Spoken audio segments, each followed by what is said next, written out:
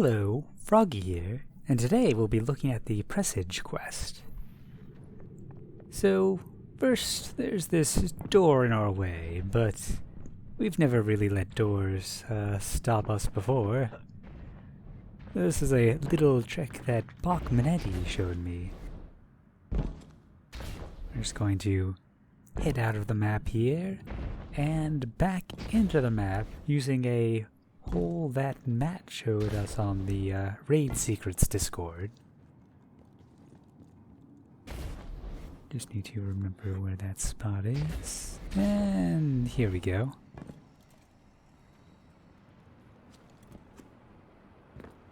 Now if you try to do this while you're running the quest, you're probably going to end up sequence breaking, so maybe don't do this if you're actually trying to get it done. So now I'm going to go show you where all 12 of the hidden pads are for the smuggling compartments. Of course, instead of doing this in a useful way, I'm going to be showing you where they are out of the map. I spent some time with Henry earlier, identifying where all these are and finding what they look like out of the map. So here's the first pad right here. You can see the room that goes with it. And I'll be giving you a screenshot from inside of the rooms, even when you actually can see the pad. So let's head over to the second pad over here.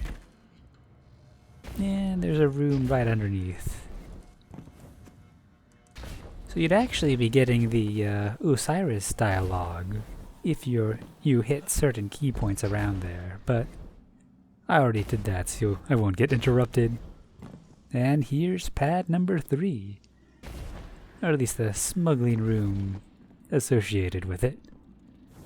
Seems like we'll be getting one of those a week, so we've got a while. That's the last one in this zone. So now we're going to go load Glykon. Just want to jump over the load and then come at it from this side. And you'll want to hit it in the air to avoid dying. So now let's head over to pad number 4.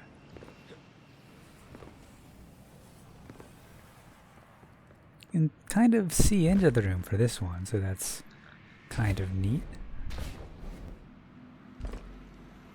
And pad 5 is right next to it over here.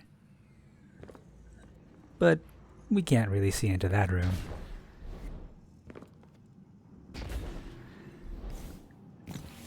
And this area is kind of interesting because if you pass by certain areas, it's actually going to force your spawn point to be at the top of that chute.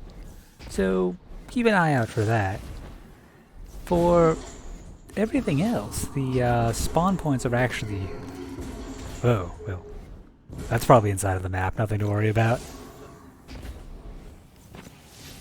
And pad number 6. So, as I was saying, when you die, respawning in this map doesn't work like anywhere else in the game. You just respawn where you died. You can't backtrack. It's just weird. But it's very handy for res breaching, but we'll worry about that in a little bit. Anyways, here's compartment number 7.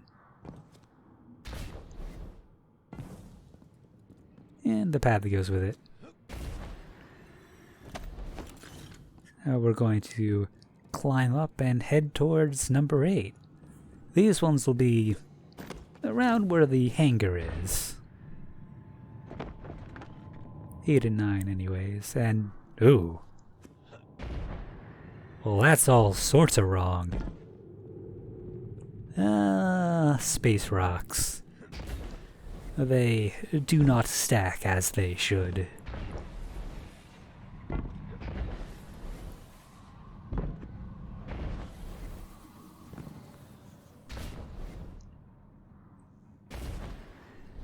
And here we go with room number 8.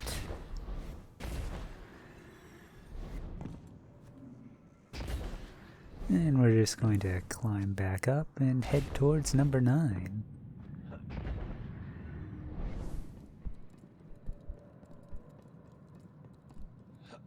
It's actually down and to the left here, but I made a bit of a wrong turn.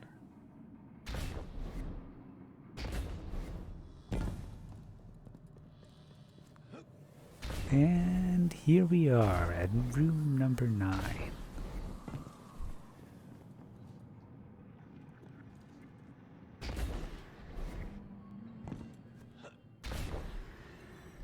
And now we're heading off to 10. 10 isn't one that we can see very much of, but it'll be right around here. You can see where the pad would be. And we're off to 11.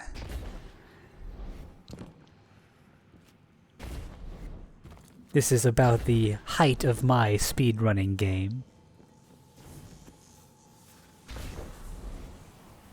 I am not a terribly fast frog.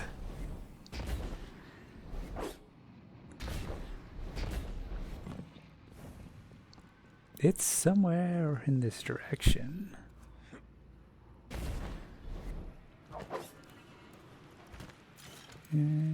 Center room right there. Part's a bit of a labyrinth. Although a little bit easier to solve from above. Ah, here we go. So that's the pad, and this is the compartment. And that's compartment number 11. Looks like that one will have a minor puzzle fitting for its location. The last one's located all the way at the end. So I'm just going to head over that way.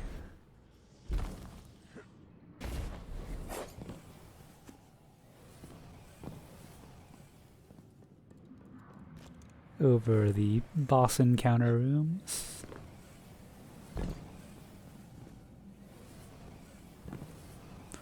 And you might notice that the outside here looks very familiar, because it's the same as from the Unbroken Red War campaign. Of course, you know, decorated pretty differently, but the basic shape is the same. Which makes sense, being a Cabal ship and all.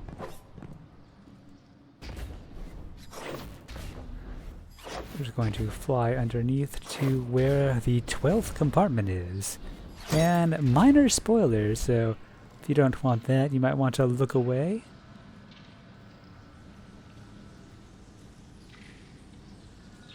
Yep, that's a bit familiar. Anyways, if you want to break into this room, it doesn't particularly help you get the exotic because you have to do everything in order. But you can die right in this corner here, and if you're lucky, you'll respawn above. Because of the weird spawning mechanics, you can even do this solo, provided you didn't pass too close to that one area.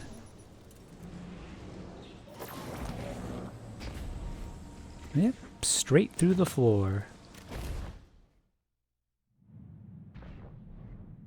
Before we head out, let's take one more look at those rocks. It's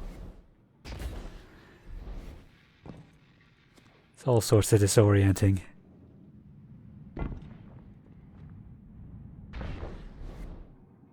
Well, enjoy the quest.